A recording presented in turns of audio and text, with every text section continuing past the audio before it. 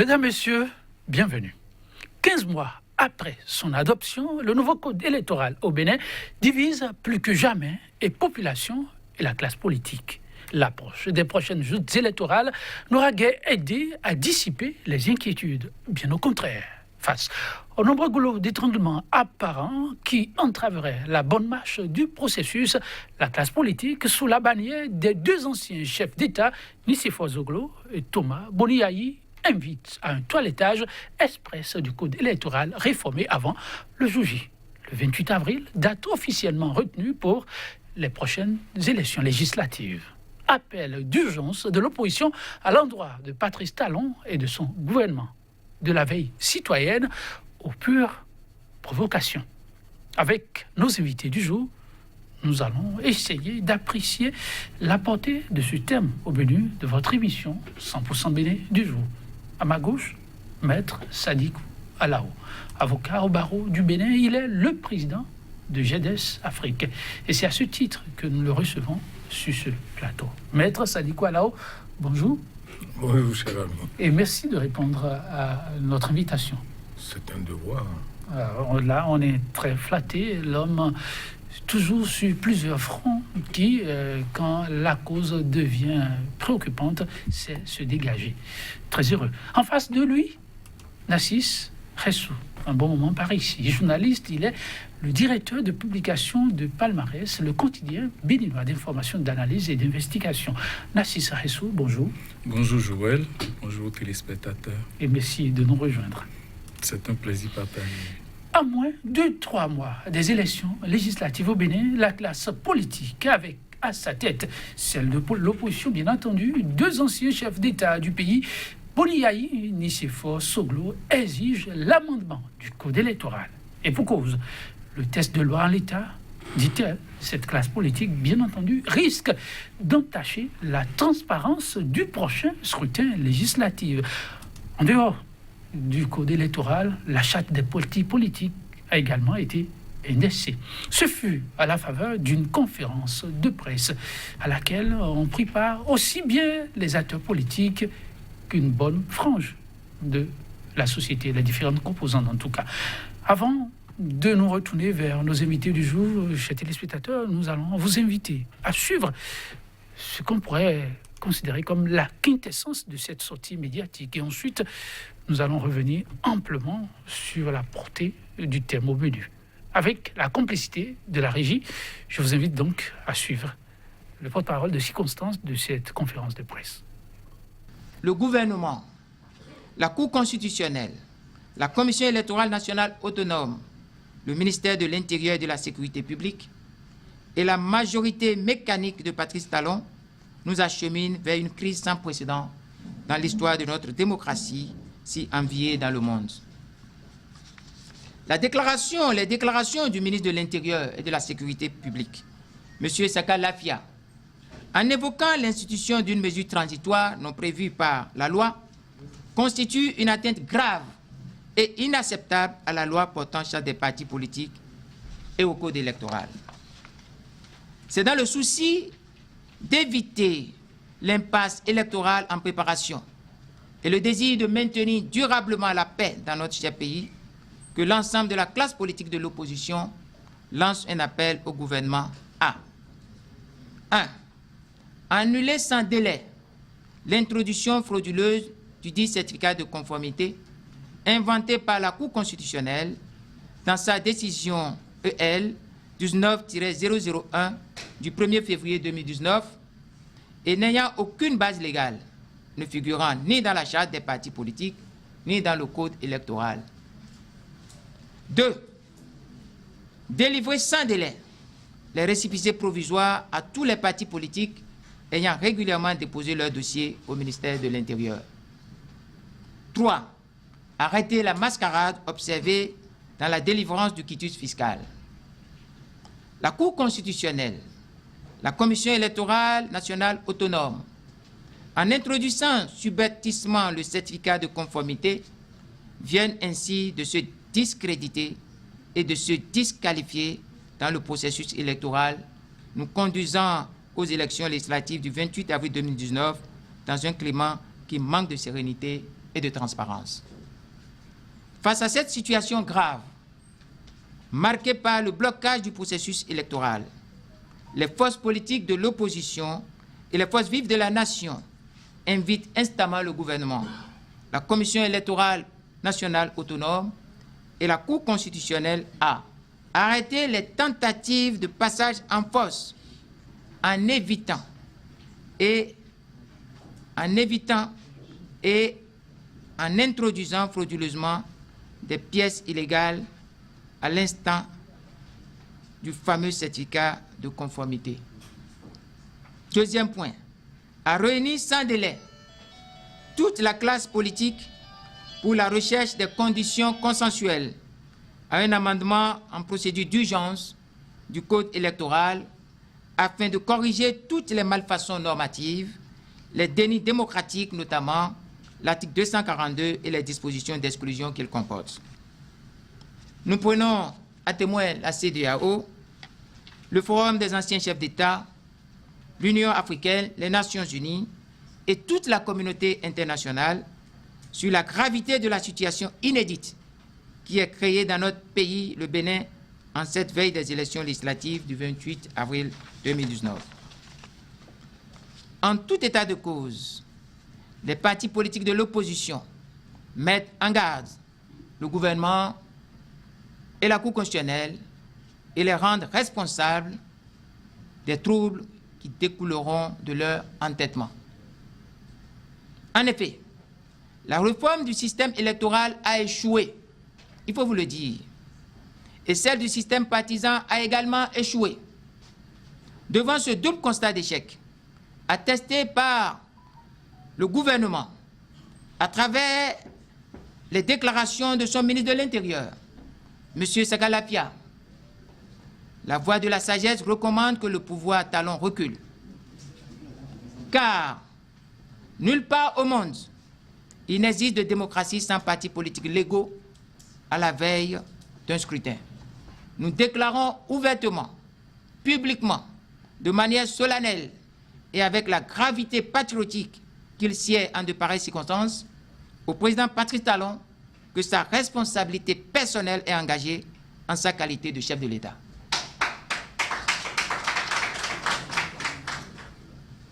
Nous appelons les forces vives de la nation, jeunes, femmes, artisans, sages, travailleurs, à se tenir prêts pour les prochains mots d'ordre pour défendre la patrie et sortir le peuple des griffes de dirigeants véreux ayant érigé l'arbitraire en mode de gouvernance. Eh bien, ce sont là les points saillants ayant ponctué cette conférence de presse.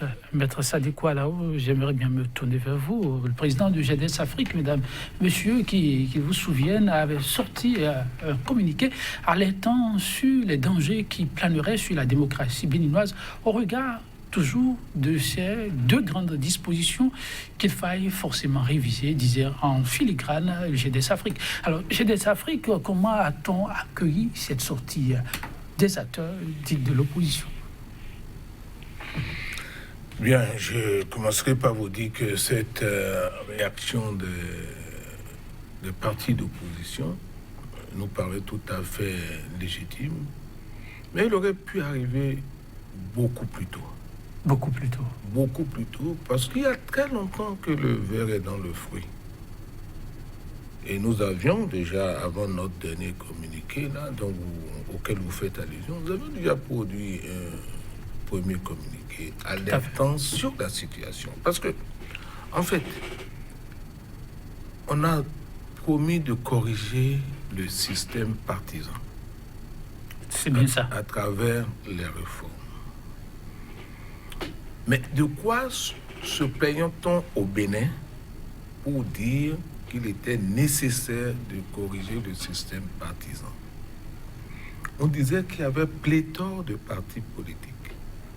On disait que les élus pratiquaient la transhumance, c'est-à-dire qu'ils n'étaient pas fidèles au parti dans lequel ils avaient été élus et que contre l'espèce sonnante et trébuchante. Sonnante et trébuchante que je voulais éviter.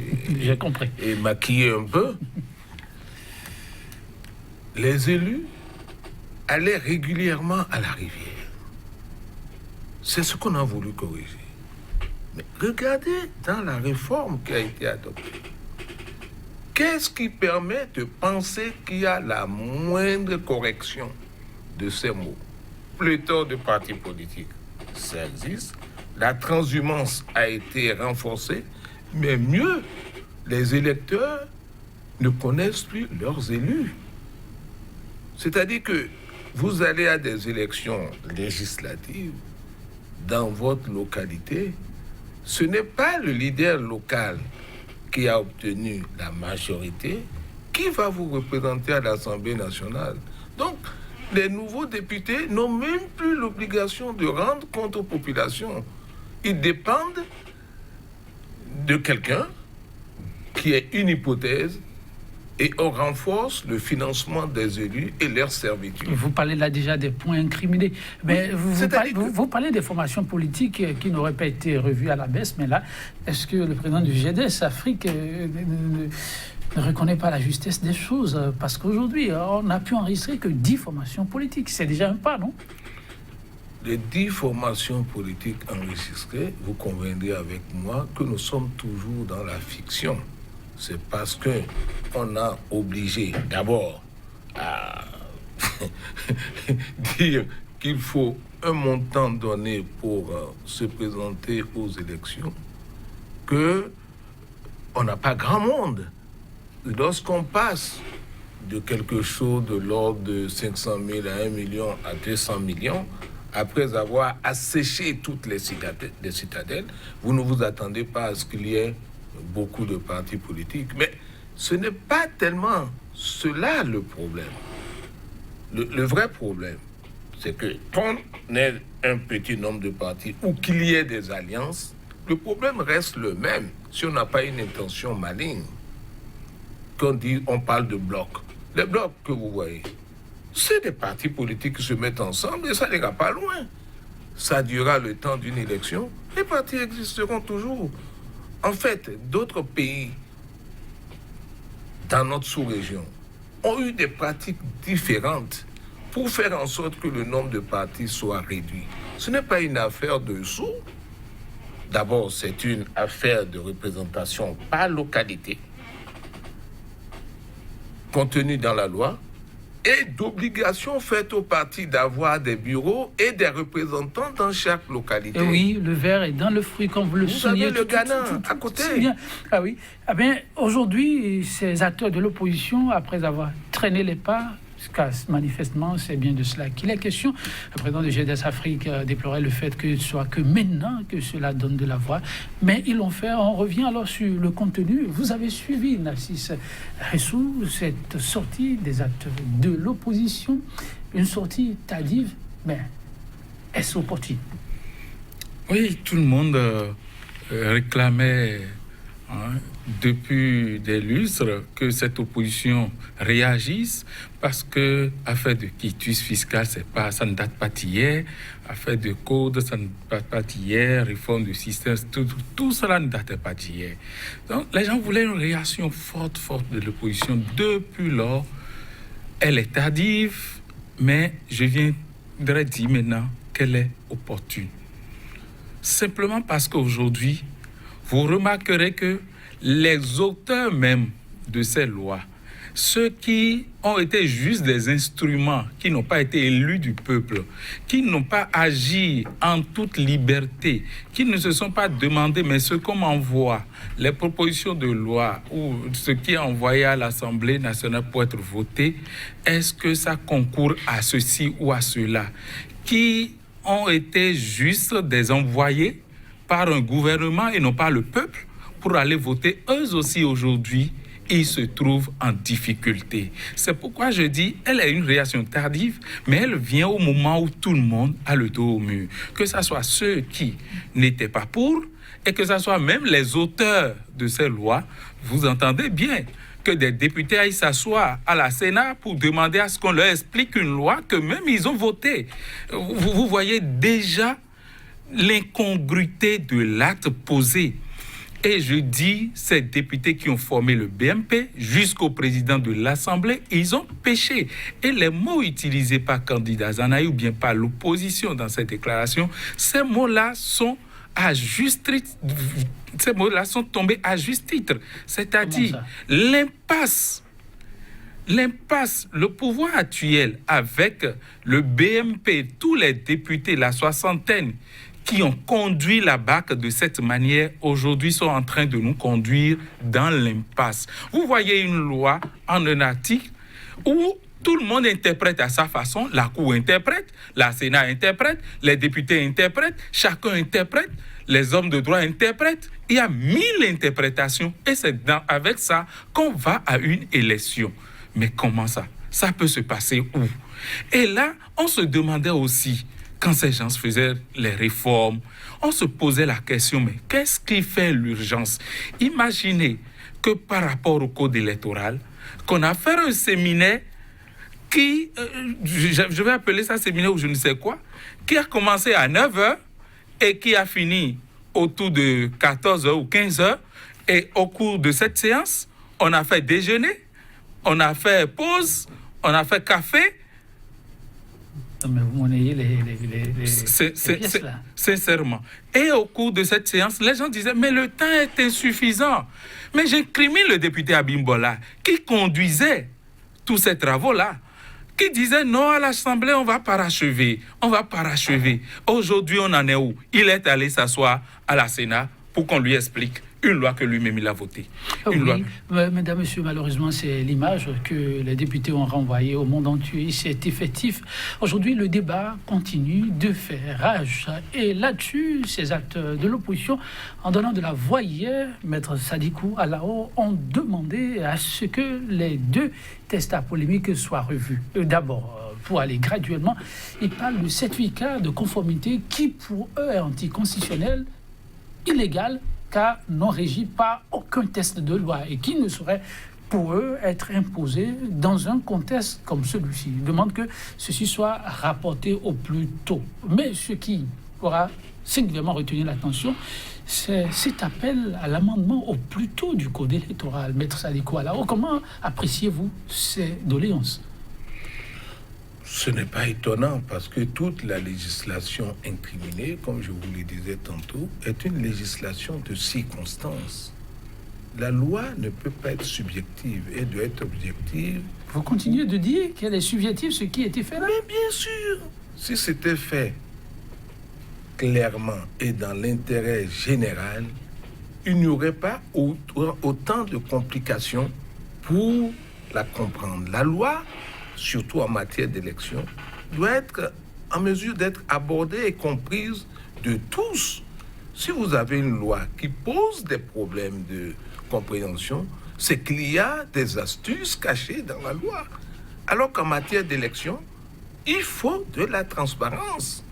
Mais tenez, lorsque vous me parlez de certificat de conformité, oui.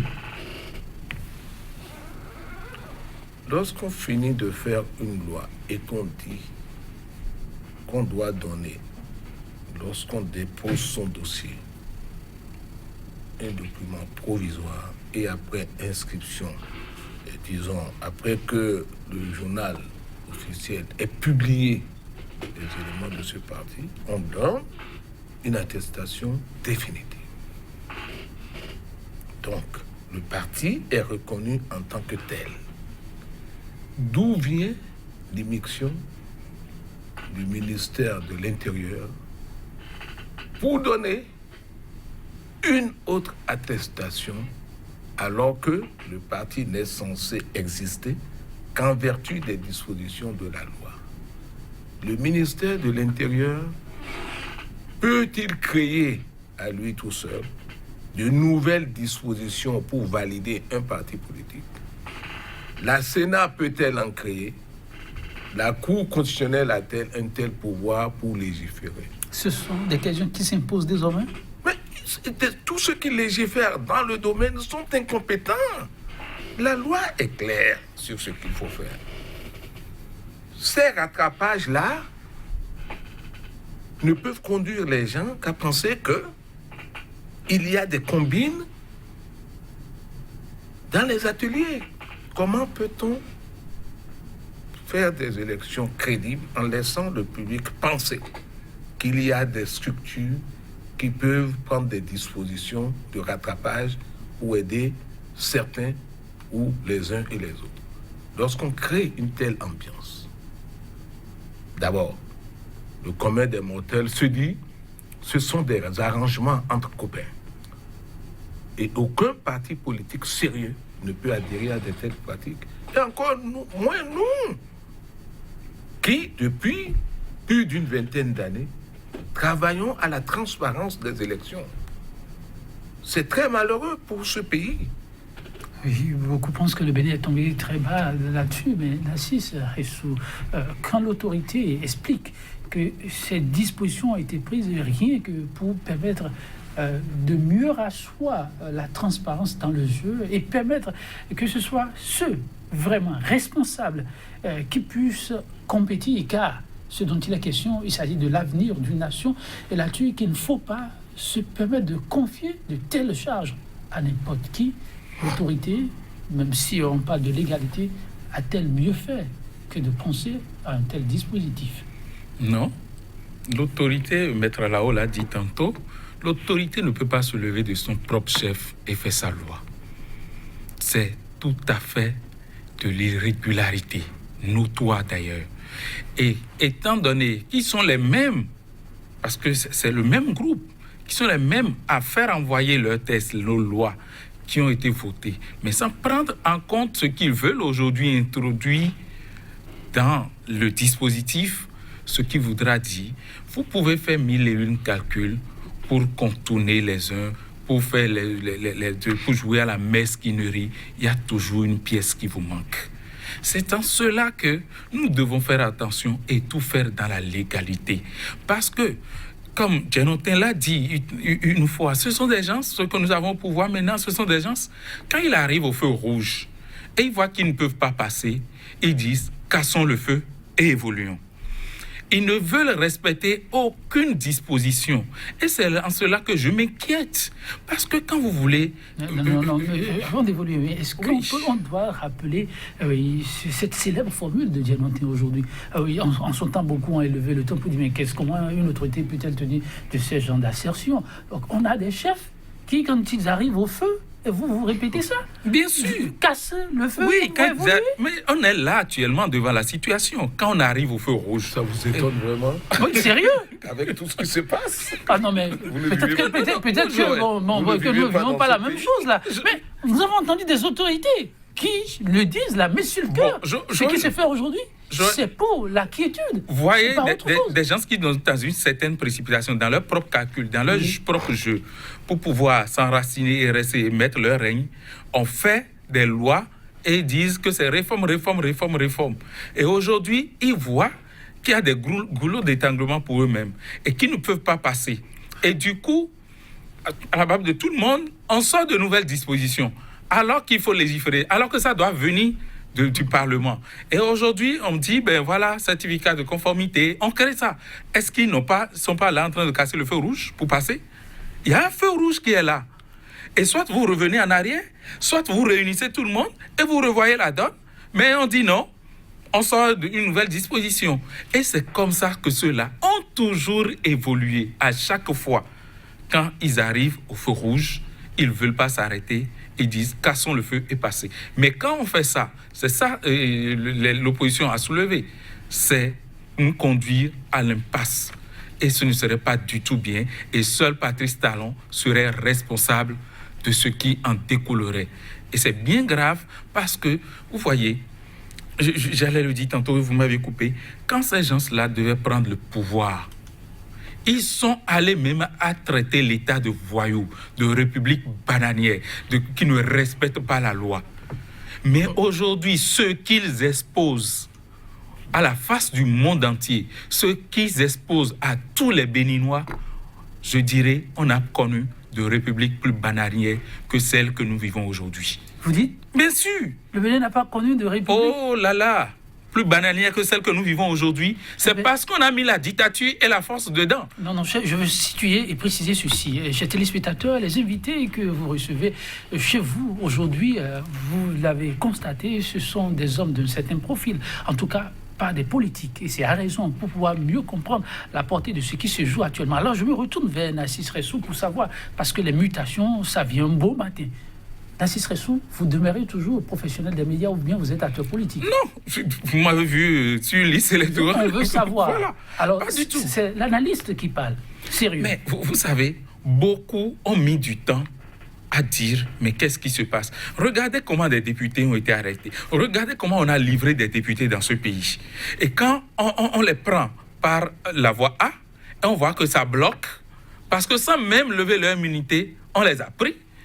Et ça est coincé. On les a maintenus là pour trouver d'autres alibis pour les foutre en prison. Et après, c'est pour aller chercher chez eux des procurations pour aller voter une constitution.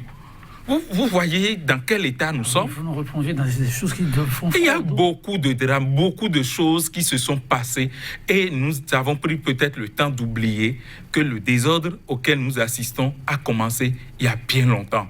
Et aujourd'hui, c'est parce que nous sommes arrivés à un carrefour déterminant. Nous allons à une élection et tout le monde a compris le jeu qui se faisait depuis. Et c'est en cela que je voudrais saluer cette unité retrouvée de l'opposition. Parce que si elle ne retrouvait pas cette unité, nous n'aurions pas assisté à ce à quoi nous avons vu hier. Et vous avez vu comment ça a mis en ébranle tout. Ça a ébranlé les camps.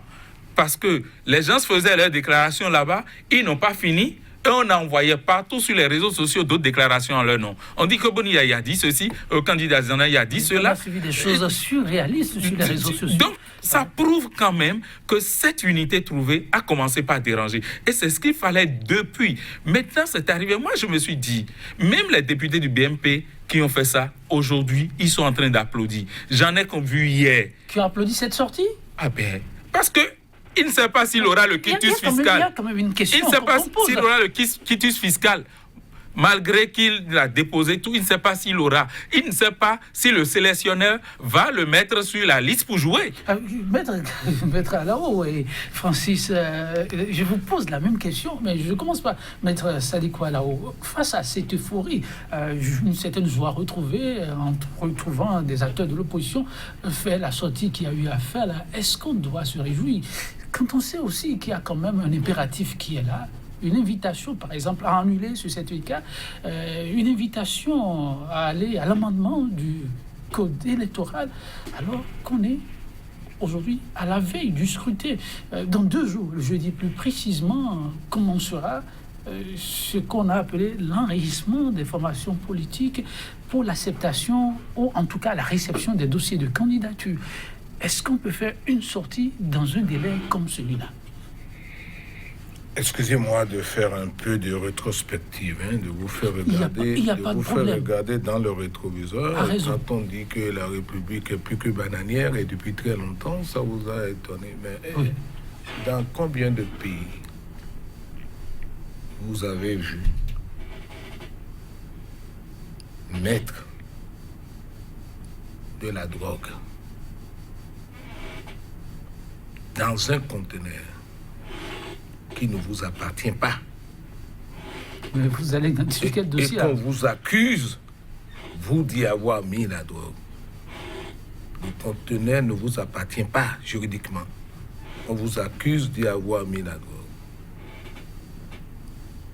Dans l'impossibilité de démontrer que c'est vous qui avez mis la drogue, les juges, après moult pression, disent qu'il y a doute. Vous demandez qu'on fasse une enquête pour savoir qui a mis de la drogue dans ce conteneur qui ne vous appartient pas encore. On s'y oppose. On n'en veut pas. On prend toutes sortes de mesures pour vous embastiller et pour vous priver de vos biens. Vous saisissez les juridictions internationales qui disent que c'est prématuré, tout ça. Et vous refusez d'appliquer ces dispositions alors que vous-même vous aviez dit à la face du monde qu'un gouvernement qui refuse d'appliquer les décisions internationales et judiciaires est un État voyou. Et vous n'avez pas encore compris que tout ça fout le pays par terre et depuis très longtemps. Ce qui tue le pays, c'est pas vous, c'est pas moi, c'est pas lui. C'est pas les pauvres gens que nous sommes. Ce sont ceux qui nous dirigent. Et il faut le leur dire en termes clairs. Ce n'est pas à force de faire peur à tout le monde, de menacer, qu'on ne dira pas la vérité. L'homme ne vit qu'une fois. Oui, c'est sûr. Et celui qui tue, qu'il donne la preuve qu'il ne mourra pas aussi. C'est un lieu commun où tout le monde se retrouve. Même si on ne croit pas en Dieu, on croit au moins en la mort. Celui qui menace de tuer, qu'il sache qu'il va rejoindre celui qui l'a tué. Disons-nous la vérité un temps soit peu. Ça ne va pas. La parenthèse est en fait. Oui. Écoutez, non seulement l'affaire du certificat de conformité n'a aucune utilité, Aucune. tout à fait illégal. Illégal, c'est juste pour aider les copains. Mais je vais plus loin. Il ne faut pas seulement parler de cette affaire de certificat de conformité. Il faut parler du quitus fiscal. Parce qu'on trompe les gens en donnant l'impression que le quitus fiscal, c'est une affaire de citoyenneté. Elle ne l'est pas. Que c'est une affaire de citoyenneté. Payer pour non être en règle vis-à-vis du fisc, c'est de la citoyenneté. Je vais vous expliquer, c'est Oui. un trompe-l'œil. En quoi c'est un trompe-l'œil? Les impôts, Oui. les textes qui régissent la fiscalité, ont déjà prévu des sanctions contre ceux qui ne respectent pas ou ne payent pas leurs impôts. Les textes existent et les fiscalistes, nos inspecteurs en font tous les jours usage. Il ne faut pas mélanger les torchons et les serviettes. Non, Il y a un mélange de gens là. un gros mélange. Les textes sont déjà tout prévus. Comment ça? À quel niveau? Comment étendre ce qui est prévu, les sanctions qui sont prévues pour la fiscalité?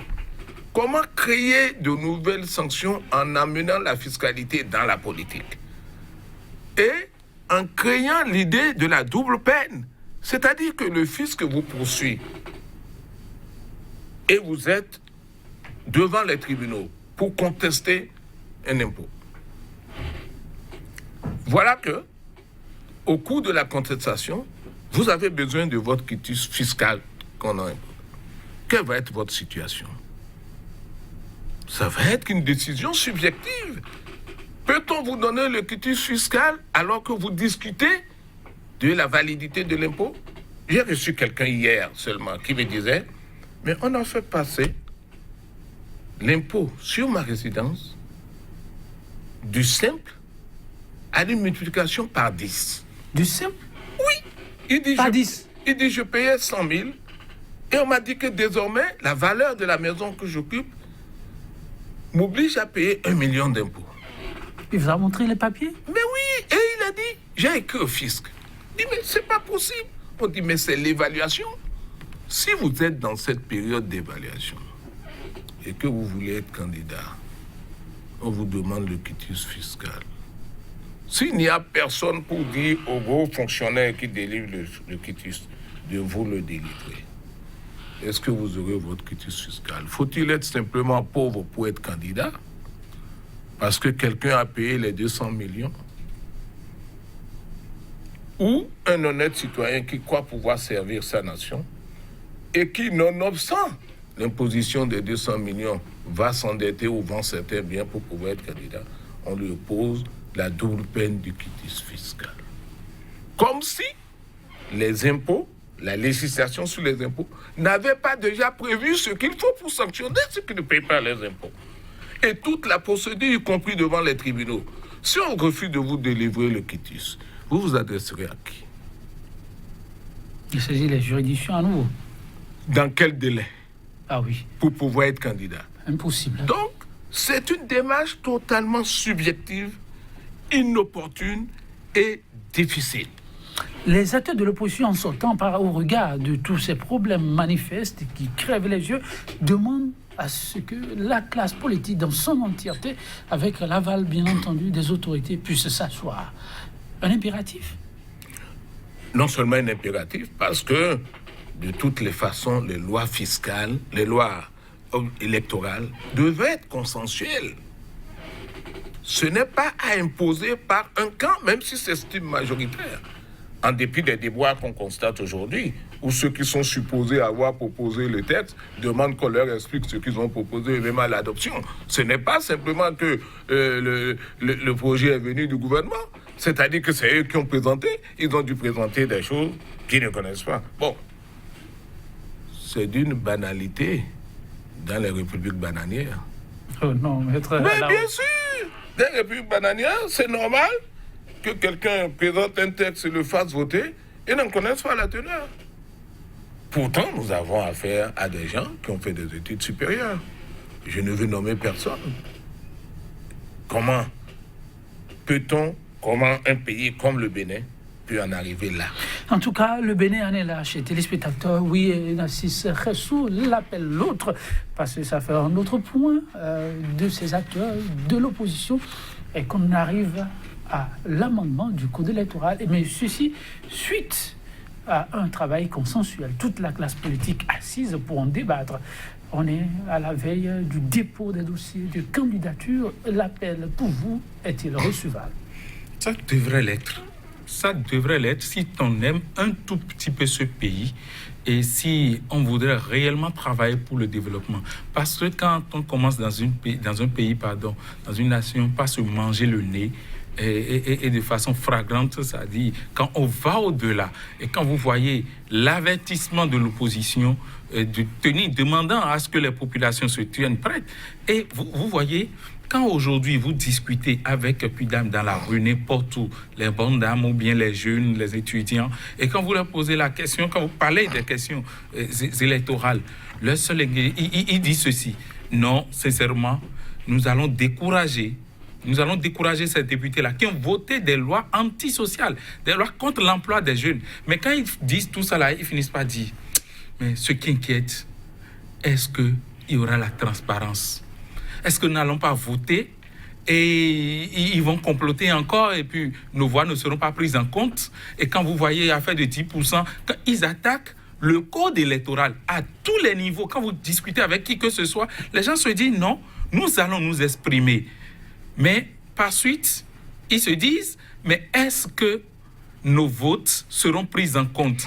Est-ce que, ce qui voudra dire, c'est le moment, parce que ceux-là qui déjà se posent ce genre de questions, quand les bruits vont venir, le maître Raoult disait tantôt que les élus ne sont plus des représentants à la base, parce que ceux pour qui les populations vont voter ne sont pas forcément ceux qu'on va désigner pour aller siéger.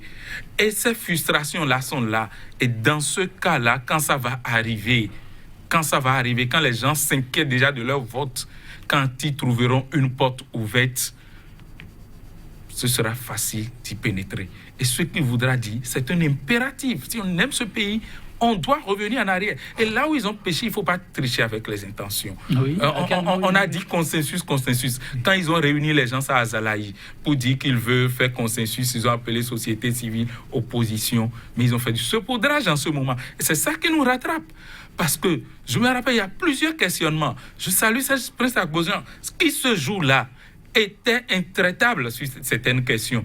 Mais Abimbola lui disait, non, on n'a pas assez de temps, on va parachever à l'Assemblée. C'est aux députés, c'est juste parce qu'on a voulu vous associer. Ils n'ont associé personne, ils n'ont fait que du saupoudrage, c'est-à-dire pour justifier qu'ils ont fait une consultation avant d'aller nous sortir ces tests-là. Mais c'est du leurre, c'est du faux. Aujourd'hui, ça rattrape tout le monde et il urge de reprendre en toute sincérité et honnêteté pour que le jeu soit clair, les tests du jeu soient clairs avant le jeu. On a encore du temps pour le faire, si tant est qu'on a de la bonne volonté, sauf si on est animé de mauvaise foi. En tout cas, l'opposition veut croire que les autorités sont animées de bonne foi, comme elle. Cette classe de l'opposition se dit animée, elle, de bonne foi, et appelle, je l'ai mentionné tout à l'heure, Maître Sadiko Alao, à des assises afin que des conditions consensuelles, le mot est revenu, des conditions consensuelles puissent être retenues en vue de l'amendement du code électoral. Mais ajoute en même temps, au cas où des oreilles attentives ne seraient pas à l'écoute, que le peuple se tienne prêt. Bon, nous avons dit qu'il faut tout faire pour la paix. Et c'est dans ce combat que nous sommes. Et lorsque les conditions ne sont toujours pas réunies pour la paix et que l'on veut vous forcer à aller dans une direction, il faut être un homme parce qu'on ne fait pas d'omelette sans casser les œufs. Si on continue d'avaler toutes ces couleurs, nous serons très nombreux dans la rue comme mendiants. Ah bon? Ah oui. Vous qui avez vu beaucoup de choses se passer. Il faut arrêter l'inadmissible auquel on nous soumet depuis bientôt 3 ans. Il faut avoir le courage de le dire à ceux qui dirigent une fois pour toutes que c'est inadmissible cette manière incongrue de nous gouverner. Il faut le leur dire, c'est de la tricherie. On ne dirige pas un peuple comme le Bénin de la manière dont nous sommes dirigés depuis 3 ans. Et c'est très bien que les dirigeants aient enfin compris qu'il faut faire une mise en garde. Et cette mise en garde s'adresse à tout le monde, y compris à l'opposition elle-même, pour qu'elle change ses méthodes. Bien sûr. Et qu'elle arrête d'avaler toutes les couleuvres. Le Bénin appartient à tout le monde. Et si le président Talon veut se comporter comme un élu digne de ce nom, il faut qu'il oublie ces pratiques et qu'il soit le président de tous les Béninois. À défaut, Oui. les Béninois seront le président de eux-mêmes. En tout cas, mesdames, messieurs, ça semble plus que sérieux. L'adrénaline monte et monte. Vivant que les Béninois arrivent à trouver la juste formule pour une fois encore étonner positivement le monde. Pour l'heure, cette sortie de la classe politique de l'opposition a eu lieu un 18 février. Une date peut-être banale, mais pour les historiens, non. Cette date, c'est bien la veille de la conclusion des grandes assises de la conférence des forces vives de la nation, 19 février. 19 février, donc, qui sonnait de grandes décisions pour ce pays. C'est avec beaucoup de chair de poule que je rappelle cette date. Tout petit, on se rappelle les fruits faits que beaucoup sont restés au pays, ont continué le combat. Nassis Ressou, 19 février. Quand vous regardez aujourd'hui dans le rétroviseur avec ce que le Bénin vit aujourd'hui, les larmes aux yeux, vous pensez que l'espoir est encore possible. Le mot consensus est sorti le 18 février lors de cette rencontre, une fois. Joël, le hasard n'existe pas et vous faites bien de le rappeler. Ça doit donner de la chair de poule qu'on évoque ces sujets-là maintenant. Je vous confierai que depuis 3 ans, ça dit depuis le 6 avril, que ce régime s'est installé dans les 3 mois qui ont suivi. Moi, personnellement, je n'ai pas vécu la période révolutionnaire, bien que je sois né dans sa fin, mais j'ai connu l'histoire, on m'a conté, j'ai vu des images, j'ai entendu tant de choses. Et quand j'ai commencé par voir le musellement de la presse, on criait sous le régime défunt, mais ce à quoi on assiste aujourd'hui, on n'a jamais assisté à cela depuis l'ère du renouveau démocratique. Le musellement de la presse, restriction des libertés, l'assainissement des opérateurs économiques, moindre mouvement, tout est contrôlé. Le renseignement est juste dans vos slips à la maison. Ah donc, non, on n'exagère pas. Les renseignements juste dans les slips. Vous êtes sur écoute partout. Ça dit, et quand ça se passe comme ça, on envoie des gens à l'exil comme on veut, pour rien. On prémédite même qu'ils iront. Et alors ce qui voudra dire la démocratie est en danger. Et je me rappelle de ceux-là qui ont donné leur vie, les Luc Tobadia, tous ceux-là qui ont souffert pour que nous puissions aujourd'hui parler librement.